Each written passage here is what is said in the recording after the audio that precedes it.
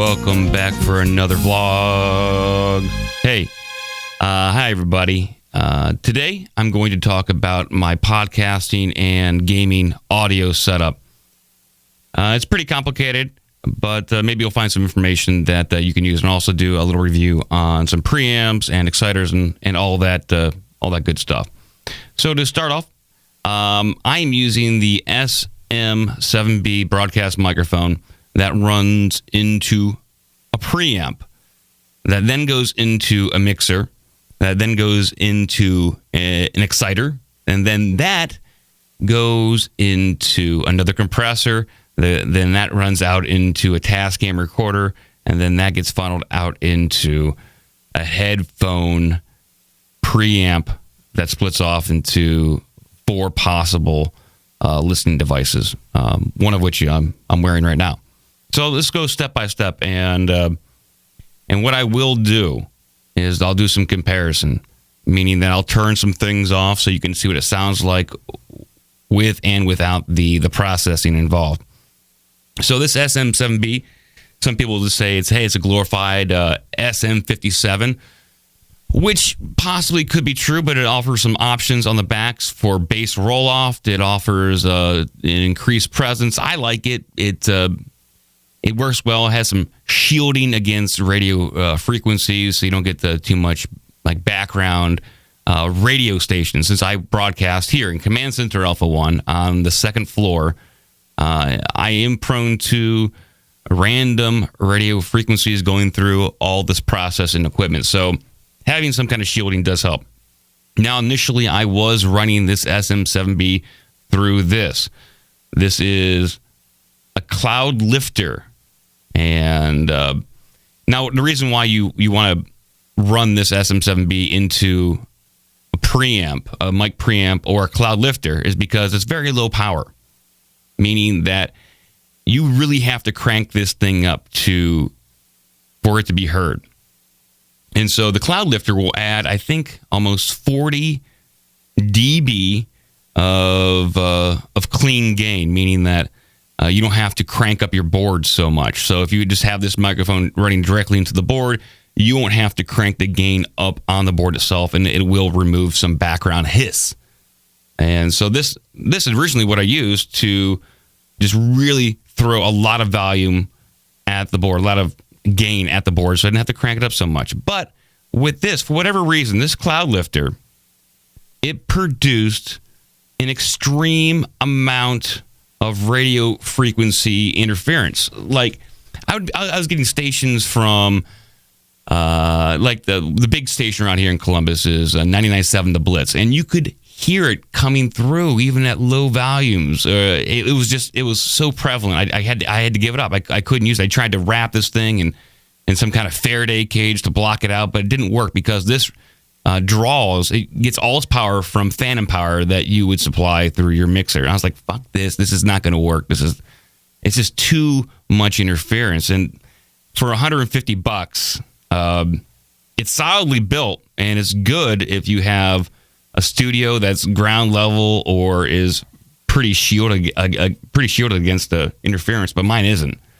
So I had to find another solution, and that solution is the DBX 286S. That is a preamp for the microphone, and so far this thing has been badass. Here's a picture of it right here. This thing runs about I'll give prices for everything. So this microphone is about $300, $350, depending on where you get it from. I think from Amazon. I think there's a deal on it. Got it for $300, and then the Cloudlifter, which I paid for, was $150, which I'm selling, by the way, if anybody wants it. And then, which I'm no longer using this. The preamp I'm using is the DBX 286, which is an amazing preamp for $200. I love this fucking thing. It sounds great. Now, what I mainly use it for has some compression built into it. I use a little bit of compression with it.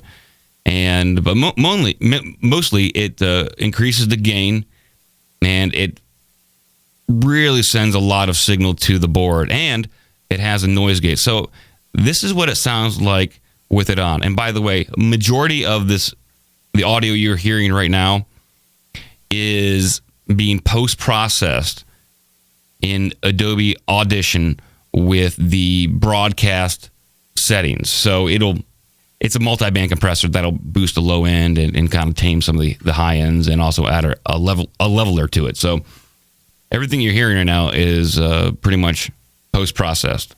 So let's turn the DBX 286 off, and you'll be able to hear what it sounds like, what this microphone sounds like, what I sound like with the preamp off. So here we go. So this is this is all bypass. So this is nothing, and you can there's no noise gate. It's overmodulated, and you can hear the birds chirping in the background. Here, take a look how nice of a day it is outside. Take a look at that. Oh my Lord, it's such a wonderful day. That's where I feed all my squirrels down there, and that's where my dog likes to talk to the cat who lives next door. Oh my Lord. But you can hear the birds chirping, and that's why this preamp is so nice for a room like this and in this environment. Just turn it back on. That cleaned up a lot of stuff. Now the bypass, it just turned off the compression, turned off the noise gate, and it turned off, I believe, the high and low frequencies that you can adjust to really dial in the type of voice that you want.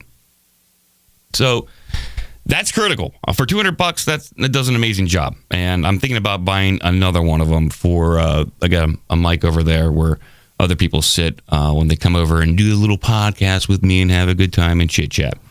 Now I just use a kind of a shitty Behringer, I think it's an 8-input mixer, which does a job. It's been a warrior. It's been through a lot of shows. I can't even count how many hours of audio I've recorded on it and how much dust and smoke it's been through. But it has been a very good piece of equipment. I don't have anything bad to say about it. It's got built-in effects, and it's got 2 audio outs, meaning that the audio out, so the auxiliary audio goes into Skype, so people on Skype can hear me talk through this microphone, not some open air stuff. And then the second auxiliary out goes to my Xbox for game recording. And there I can process, and people can hear me in game using this microphone and going through the compressor and all that kind of stuff. And I can, if I don't want to talk to somebody in game, I can just mute. So I basically said, hey, you can't hear me, you're a motherfucker. But they couldn't hear that because I pressed my mute button. So I'm running all my audio going into game through my mixer and to Skype. So I have a lot of control. If there's outside interference, people coming in and talking to me, mostly my girlfriend or Bogey, my dog, comes in here, I can switch it off and have a lot more control. So preamp into mixer into exciter. Now, the exciter, an audio exciter, it will add harmonics. I see that little spit. I had a little spit there. It's pretty gross, but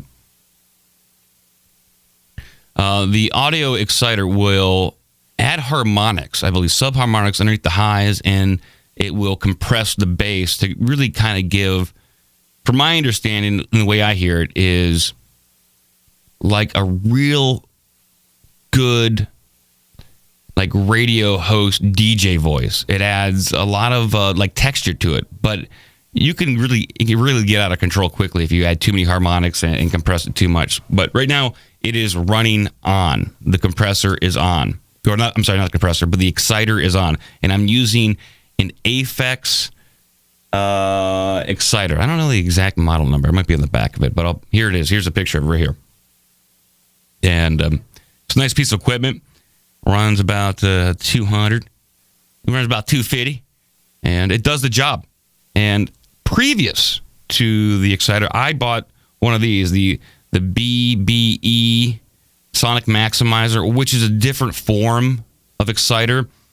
The Aphex doesn't add, as far as I understand, correct me if I'm wrong, any of you audio people out there, The Aphex doesn't add frequencies to the signal. It only enhances it. So it's not going to be any louder or quieter leaving that piece of equipment. So a bypass on it, your volume's not going to go up or down. It just enhances what it already has and then sends it on. Now the enhancement, so this is what it sounds like with it on. So I'm going to turn it off right now. So that's with it off. Then you did probably hear like a little bit of a hiss. There's like a background hiss to it, which I don't mind. It kind of goes away after a while. But that's the processing. And it does add a little color, it adds a little flavor to a little tasty morsel of sound. And I enjoy it. And this is kind of like the missing piece of equipment I needed to really take the audio I wanted to produce. And I'm obviously a stickler for my fucking audio if I've dropped this much money into it. But this is what it sounds like with it off, and I'll put it back on. There it is. It's back on. So maybe I'll go do like a little this is on, and that's off, and this is on. So I don't know. It's be very picky with it. Let me back up a little bit. I didn't talk about this BBE exciter. So why did I choose the Aphex Exciter over the BBE? Well, this is post-processing. As far as I know, it adds a lot more, I guess, texture after the fact, and it does affect the volume in a little way, from what I could tell. And on the processing side, it processes the high end in a weird way, and meaning that it'll add like textures and subharmonics to the high end, but then if you listen really closely, you'll hear it kind of roll off. Like it's like a 1 to 2 second kind of roll off. And if you're doing a podcast where there are breaks in talking, there's a silence, you can hear it roll off. And it's got very annoying to me. And so I was like, fuck it, I'm buying a real piece of equipment. I'm not saying this is not real. It's great. Probably this exciter is great for like desktop DJs. You want to add a lot of low end, some highs, and it's only like $85. And by the way, I'm selling mine if you want it. It's good if you have constant audio going, but I don't always have it. So I needed something that wasn't processed after the fact, and you didn't hear the process roll off. That's why I went with the Aphex over this. Now, the difference in price, hey, it's more than twice than what this has cost. There's a rack version of this, which pretty much does the same thing as far as I can tell. Maybe there's better processing. You don't hear the roll-off, but I don't know. I wasn't going to spend a bunch of money to find out. I'm perfectly happy with the Aphex. It's the best one that I've found so far, and I've done a lot of research on these exciters. So Aphex versus the BBE, Aphex wins. And so that audio, Aphex audio exciter gets dumped out into a compressor, a Behringer compressor, which is okay. There's better compressors out there. I'm thinking about buying a new compressor. Here it is. Here's a picture of the Behringer compressor I use. It's not bad. I mostly use it as like a brick wall limiter, meaning that any audio you dump into it, it will push it up to the top. It will just make everything a little louder and even. And that's what I use my compressor for. I don't use that rack compressor to add any sort of low-end enhancements or too much other kind of like EQing. You can do some EQing with a compressor and really bring out some brights and lows and mids, but we're not doing music, so it's just audio. And my whole goal with all this kind of like audio equipment is to create like a professional broadcast sound. I mean, I'm a big fan of Howard Stern, and he uses a lot of compression on his voice. I use a lot of compression on my voice. I like it. I grew up listening to Howard Stern, so I wanted to replicate his sound. And I've come as close as I could get, I believe, without spending, let's say $5,000 on a really nice broadcast compressor. You can spend easily $10,000 on a setup, and I think mine's close to right now. I don't know. It's a lot. All this stuff so far, from the SM7B to the preamp to the mixer to the exciter, back into a Behringer compressor. Then that goes into my TASCAM. Let me get the exact number here. It's a TASCAM MP3 player. Let me see if I can. So all the audio processing gets dumped out into this TASCAM MP3 recorder. There it is. So I got the SM7B going into the preamp, the DBX preamp, going into the Behringer mixer, the Behringer mixer going over to the Aphex Exciter, the Aphex Exciter going into the Behringer compressor, the Behringer compressor going into the TASCAM MP3 recorder, the MP3 recorder going into the Behringer headphone amplifier. That's it. And then that's where you plug in all your headphones, or you can line it out into a computer for broadcast or what have you. It's kind of messy over here. I got some Xbox controllers and whatnot. Let's see. Is this set back up? Yeah, I think it's set back up. So that's the setup. And I run, when I record my video game audio, I record it all through this setup, meaning that I will run out the video game audio through my television. This is my monitor right here, and then above this I have, let me see, I'll just show you. How about that? So I got my workstation. Oh, check it out, man. We're getting freaky, dude. Check it out. Check it out, bro. So I have my computer and monitor here, and then up there is my television where I play all my my fun video games, and my Xbox One lives right over here. It's a little dusty, right above all my audio equipment. And so I'll run out all the game audio out of the television into the mixer, and so I'll have the game audio on its own channel through the mixer. I have my own channel on the mixer talking to people in game. And then I use the auxiliary outs on my mixer to run into... It runs into the controller on the Xbox, so everyone else has their own... Everyone else in-game has their own channel, so I can mix that. So one channel for myself, one channel for people talking in-game, and then one channel for the game audio. And then I also have another channel for the computer, so if people call in through Skype, they can talk to me, they can talk to people in the game, and it all gets recorded. So everything's kind of separate, so I have a lot of control over the audio. Now, the content of the video, I think it's pretty good. We're not a big channel, but I take pride on getting the best audio I can out there to the people.